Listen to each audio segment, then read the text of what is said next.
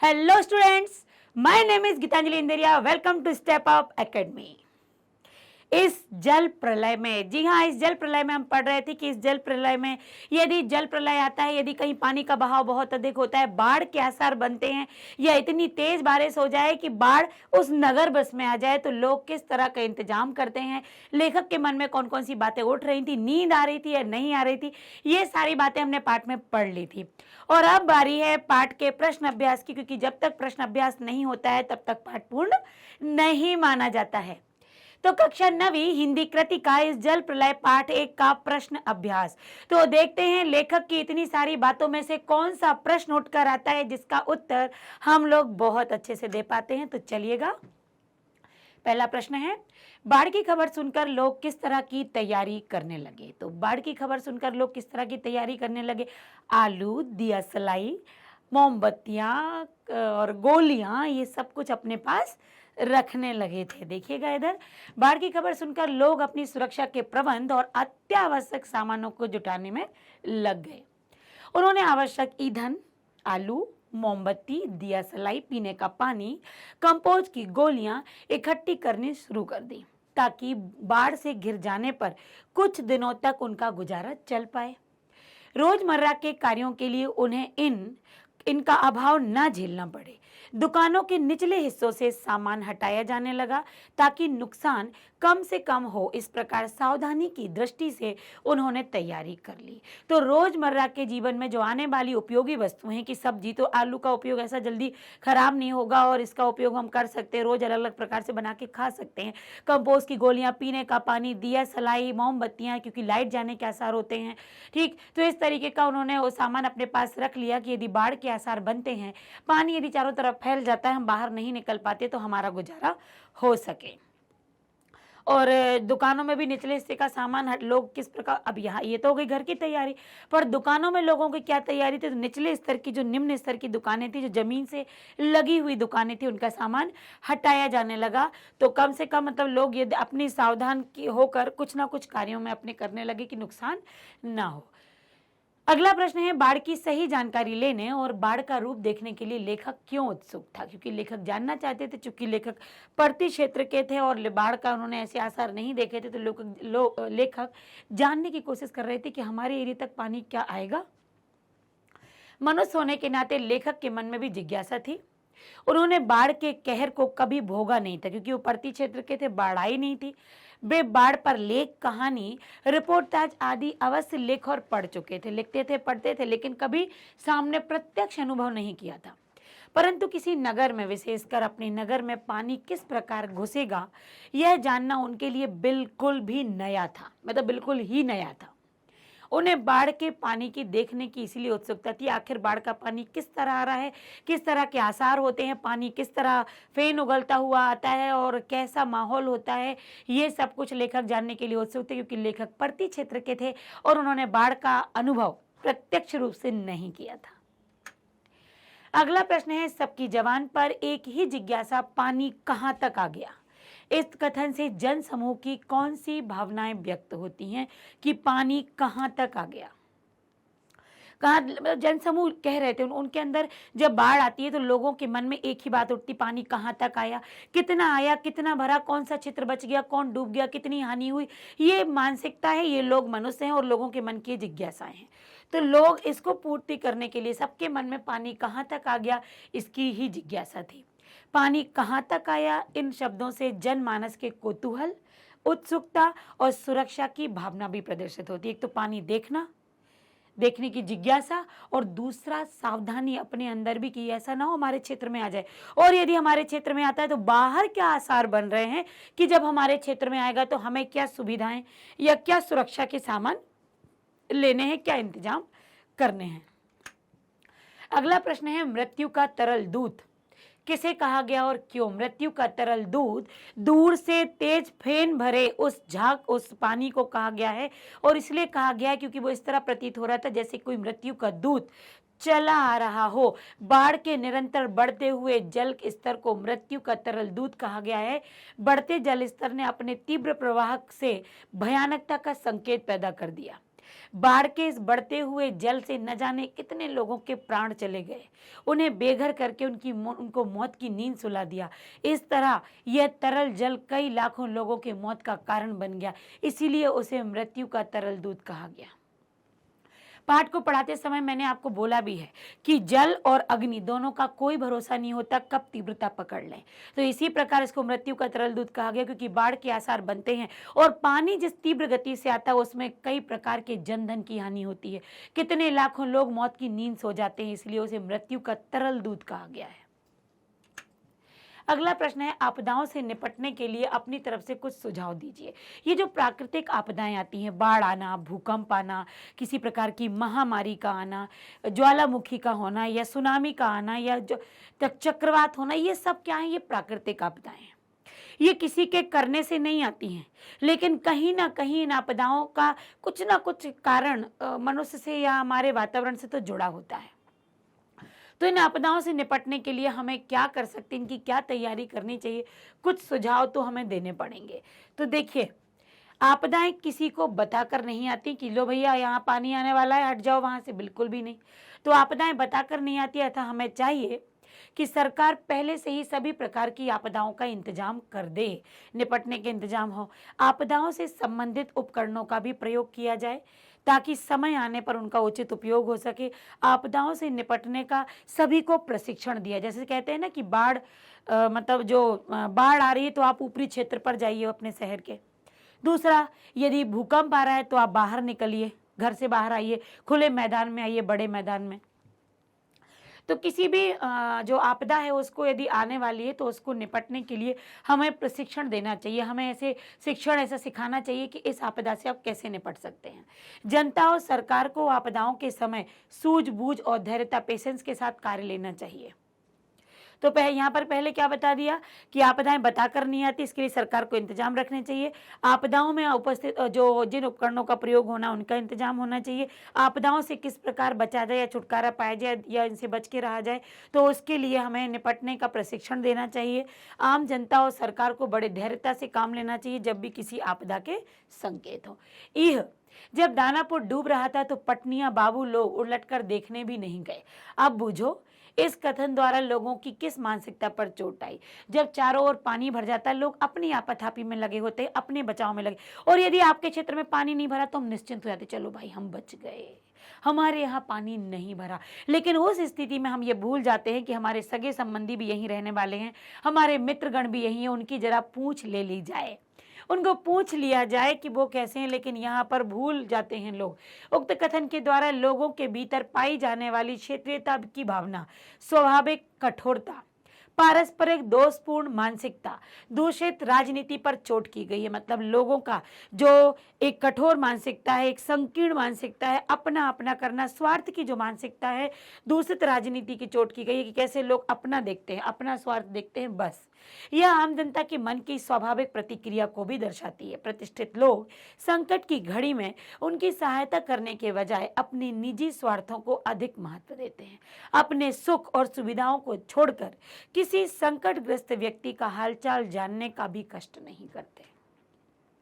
तो ये वर्तमान समय की व्यथा है, बिल्कुल व्यथा है कि लोगों के अंदर राजनीतिकता छाई हुई है, लोगों के अंदर स्वार्थपन है, कठोर मानसिकता है, केवल मानसिकता है, केवल व्यक्तिगत ही सोचते हैं, केवल अपना भला सोचते हैं, अपनी सुख सुविधाएं सोचते हैं। दूसरा कितने संकटग्रस्त है, दूसरा कितने संकटों में फंसा हुआ है, उसके प्रति कुछ भी खोज खबर लेने की किसी को भी फिक्र नहीं होती है। तो ये लोगों की मानसिकता की बात है। खरीद बिक्री बंद हो चुकने पर भी पान की बिक्री अचानक क्यों बढ़ गई? क्योंकि खरीद बिक्री तो हर जगह की बंद हो गई, किंतु पान की दुकानों पर लोग आसपास के माहौल की जानकारी लेने के लिए, समाचारों को सुनने के लिए, इसके लिए लोग वहां पर पान भी खाते हैं और बैठकर आसपास का समाचार भी लेते हैं। उत्सुक लोग बाढ़ को देखने के लिए बड़ी संख्या में इकट्ठे हो रहे थे। बाढ़ से वे भयभीत नहीं थे, बल्कि कौतूहल से युक्त जानना चाह रहे थे। ऐसे समय में पान उनके लिए आपस में बातचीत करने का एक जरिया था, एक समय गुजारने का अच्छा साधन था। वहाँ रेडियो होने से ताज़ा खबरें मिल रही थी। अन्य सामानों की दुकानें जहाँ बंद होने लगी, वहीं पान की बिक्री बढ़ने लगी, क्योंकि पान की दुकानों पर पान खाते हुए लोगों का आपस में इधर उधर के समाचारों का मिलना, ये उनकी उत्सुकता को और उनकी उत्सुकता को बढ़ा रहा था और जिज्ञासा को समाप्त भी कर रहा था। इसलिए बाकी दुकानें बंद थी, किंतु पान की बिक्री बढ़ रही थी। जब लेखक को यह एहसास हुआ कि उनके इलाके में पानी घुसने की संभावना है, तो उन्होंने क्या क्या प्रबंध किए, तो उन्होंने वही प्रबंध किए थे जैसा कि बोला गया कि केरोसिन और ये सब पूछा गया। लेखक को एहसास हुआ कि उनके इलाके में रात्रि में पानी जाने की संभावना है। रोजमर्रा की सभी चीजें जुटाने में वो लग गए। उन्होंने आवश्यक ईंधन, आलू, मोमबत्ती, दिया सलाई, कंपोस्ट की गोलियां, पानी को इकट्ठा किया ताकि बाढ़ से घिर जाने पर कुछ दिनों तक कार्य चल सके। उन्होंने पढ़ने के लिए किताबें भी खरीद ली और उन्होंने बाढ़ आने पर छत पर चले जाने का भी प्रबंध सुनिश्चित कर लिया कि यदि बाढ़ इतनी अधिक आती है कि एक आध मंजिल डूबने लग जाए तो हम छत पर जाएंगे। तो उन्होंने भी अपनी दैनिक जीवन में जो आने वाली वस्तुएं हैं, जैसे कि मोमबत्ती, दिया सलाई, आलू, ईंधन और पीने का पानी एकत्र करना, कंपोस्ट की गोलियां, ये भी रख ली। उन्होंने कुछ किताबें भी अपना समय बिताने के लिए खरीद ली पढ़ने हेतु, और छत पर जाएंगे तो छत पर क्या उनका प्रबंध होगा, ये भी उन्होंने निश्चित कर लिया था। अगला है, बाढ़ पीड़ित क्षेत्र में कौन कौन सी बीमारियां फैलने की आशंका होती है। तो बाढ़ पीड़ित क्षेत्र में हैजा फैलता है, मलेरिया फैलता है, ठीक है। और ये क्या होता है कि लोगों को कई प्रकार के ऐसे डायरिया, उल्टी, दस्त, पैचेस, बुखार, टाइफाइड, मलेरिया, कालरा आदि बीमारी फैलने की संभावना होती है, क्योंकि बाढ़ में जो पानी आता है बहुत गंदगी से भरा होता है, नमी हो जाती है, हाथ पैर ऐसे गीले और ठंडे बने रहते हैं, तो उसमें फीवर भी आता है, बुखार आता है, तो मलेरिया, टाइफाइड होता है, हैजा होता है, और गंदे पानी के कारण जो असर होता है उससे क्या होता है, बीमारी फैलने की भी संभावना बढ़ जाती है। तो पानी के बार बार पैर में लगने के कारण जो घाव हो जाते, चोट हो जाते, वो भी पकने लगते हैं। तो जब बारिश होती है और बाढ़ के आसार बनते हैं, वहाँ पर महामारी के भी आसार बनने के चांस, मतलब आसार हो जाते हैं कि हो सकता है। नौजवान के पानी में उतरते ही कुत्ता भी पानी में कूद गया। दोनों ने किन भावनाओं के वशीभूत होकर किया, क्योंकि जो मालिक था, जब वो इलाज करवाने के लिए गया तो मालिक और उनके पालतू कुत्ते में जो आपसी भावनाओं का संबंध था, जो आपस में रहने का संबंध था, नौजवान और कुत्ता दोनों परस्पर गहरी आत्मीयता में थे, एक दूसरे के साथ सच्चे साथी थे, दोनों साथ में रहते थे, परस्पर आपस में गहरा लगाव था। दोस्त होने के नाते उनमें पशु और मानव का भेद नहीं रह गया था। वे एक दूसरे के बिना नहीं रह सकते थे। मतलब जब हम किसी पशु को पालते हैं तो बाकी वो हमारे घर के सदस्यों में उसकी गिनती होती है। यदि कहीं हमें जाना है, किसी समारोह में जाना जहां हम अपने डॉगी को नहीं ले जा सकते, कैट को नहीं ले जा सकते, आप उसके लिए चिंतित हो जाती, या तो घर में कोई रुकता है नहीं, तो ऐसे खास पड़ोसी के यहाँ रखा जाता है जो उसकी देखरेख कर पाए, और आपको उसकी चिंता भी लगी रहती, क्योंकि अब आपके परिवार का सदस्य है, गहरी आत्मीयता है, आपस में प्रेम है, हम साथी बन चुके हैं साथ में रहने के, हमारे मानव और पशु का सब भेद खत्म हो गया। और यहाँ पर भी वही था, वे एक दूसरे के बिना नहीं रह सकते थे। इसलिए जब कुत्ते को उतारा गया तो मालिक भी उतरने को तैयार हो गया। तो कुत्ते के बिना मृत्यु भी स्वीकार नहीं, नौजवान के कुत्ते के बिना मृत्यु भी स्वीकार नहीं थी, और इसी अपनेपन की भावना के वशीभूत होकर कुत्ता भी पानी में कूद गया कि हमें भी साथ ही रहने दो। अच्छा है कुछ भी नहीं, कलम थी वह भी चोरी चली गई, अच्छा है कुछ भी नहीं मेरे पास। मूवी, कैमरा, टेप रिकॉर्डर आदि की तीव्र उत्कंठा होते हुए भी लेखक ने अंत में उपयुक्त कथन क्यों कहा कि अच्छा है मेरे पास कुछ नहीं है, कुछ नहीं है। यदि मैं रिकॉर्ड करता बाद में देखता तो हमें तकलीफ ही तो होती। कलाकार प्रवृत्ति होने के कारण लेखक को camera, tape recorder, movie camera की आवश्यकता महसूस हुई, ताकि वह इस बाढ़ का जीवंत चित्रण कर सके, लाइव ले सके, उसे सुरक्षित रख सके। परंतु यदि वे ऐसा करते तो केवल एक दर्शक बनकर ही रह जाते। अगर जैसे आप फोटो क्लिक करने में लग जाओ तो आप जो लाइव जो चल रहा है ना उसको आप बाकी नहीं देख पाते, क्योंकि आपका ध्यान उतनी ही हिस्से में फोटो क्लिक करने के लिए, आप उतनी ही पिक्चर वहां से निकाल पाते, बाकी क्या हो रहा है, क्या माहौल बना है। तो जिस समय हम मूवी बनाते हैं या हम पिक्चर निकालते हैं या हम कोई दृश्य को एक जगह केंद्रित करते हैं, हमारा ध्यान केवल उस दृश्य की तरफ होता है, हम केवल दर्शक बन जाते हैं, हम अनुभवी नहीं बन पाते हैं, हम प्रत्यक्ष ज्ञान नहीं ले पाते। वही कह रहे हैं कि यदि मैं बाढ़ के हालात की फोटो निकालता रहता तो मैं बाढ़ को स्वतंत्र रूप से और सामने प्रत्यक्ष रूप से कैसे अनुभव करता, हाथ से निकल जाता। अच्छा हुआ कि ना टेप रिकॉर्डर है और ना ही मूवी जो कैमरा है और ना ही मेरे पास कोई कलम है कि मैं लिखने लग जाऊं। अच्छा है कि कुछ भी मेरे पास नहीं है, कम से कम बाढ़ के आसार, बाढ़ में आने वाली परेशानियां, बाढ़ का अनुभव मैं प्रत्यक्ष ले तो पा रहा हूं। तो बस इसीलिए उन्होंने ये बात कही। अगला है, आपने भी देखा होगा कि मीडिया द्वारा प्रस्तुत की गई घटनाएं कई बार समस्याएं बन जाती हैं। ऐसी किसी घटना का उल्लेख कीजिए। तो आप किसी भी घटना का उल्लेख कर सकते हो और ये बिल्कुल सत्य है कि मीडिया हमेशा बात को बड़ा चढ़ाकर बताता है और कई बार बड़ी चढ़ी बात सामने वाले के अंदर दुख पैदा कर देती है, तकलीफ पैदा कर देती है, भयंकरता पैदा कर देती है। यहाँ तक कि लोग कहीं कहीं इतनी सोच में और डिप्रेशन में चले जाते हैं कि लोग सोचने समझने की शक्ति समाप्त हो जाती है, इतने घबरा जाते हैं। जैसा कि आपने देखा होगा कि पिछले कुछ सालों में जो हमने ये साल निकाले हैं, उन सालों में जो भी घटनाएं होती थी, जितने भी लोग उस बीमारी के शिकार होते थे, मैं नहीं चाहती कि वो बीमारी का नाम मैं दोबारा भी लूं, क्योंकि ना ही वो आए और ना उसको कभी आना चाहिए। तो उस समय मीडिया क्या हमें बताती थी कि क्या कैसी बीमारी फैल रही है, कितने लोग किस स्थिति में है, कितने में नहीं है। तो कई बार उनकी कही हुई बात इतनी बड़ी चढ़ी होती है कि हम उन घटनाओं से डर जाते हैं। तो कई बार इतना छुपा जाते हैं कि मुख्य तौर पर क्या घटना सामने आने वाली ये हमें पता नहीं होता। जहां मीडिया समाज को जागृत करने का प्रयास करती, वहीं कई बार समस्याओं को भी बढ़ा देती है। करेक्ट। उदाहरण स्वरूप बाबरी मस्जिद कांड, इस घटना को इतना बड़ा चढ़ाकर मीडिया में दिखाया गया, जिसके परिणाम स्वरूप पूरा देश सांप्रदायिक दंगों की चपेट में आ गया था। आज तक कोई भी हल नहीं निकल पाया। तो जब हम आपस में लड़ते झगड़ते तो हम ये भूल जाते कि हमारे लड़ने झगड़ने में जो घी में आग में जो घी का काम किया वो किस तीसरे व्यक्ति ने किया। आपने मीडिया को देखकर बहुत कुछ सोच लिया, लेकिन आपने उस मुद्दे को जड़ तक खुद सोचने की और समझने की कोशिश नहीं की। तो ये फैक्ट है कि मीडिया दंगों को में फंसा देती है, मीडिया कई बार हमें विचलित कर देती है, कई बार हमारे क्रोध को बढ़ा देती है और कई बार हमारी चिंताओं को भी बढ़ा देती है। तो ये बिल्कुल फैक्ट है और घटनाएं भी यहाँ पर आपको बता दी गई है। अपनी देखी सुनी किसी आपदा का वर्णन कीजिए। यदि आपने किसी प्रकार का भूकंप, बाढ़ या महामारी, कुछ ऐसी आपदाएं, ज्वालामुखी, कुछ भी ऐसा देखा हो, तो वो बता रहे कि जुलाई 2005 पूरा मुंबई शहर बाढ़ में डूब गया था। पूरा का पूरा शहर जल में डूब चुका था। करीब 1 बजे के आसपास वर्षा ने अपना जो प्रलयंकारी रूप दिखाया, वह करीब 1 हफ्ते भर तक मुंबई में बारिश होती रही। लोग दफ्तरों, दुकानों, काम के स्थानों में फंसे के फंसे रह गए, मतलब घर ही नहीं आ पाए। नन्हे बच्चे विद्यालय में बिना बिजली पूरी रात निकालते रहे, मजबूर हो गए।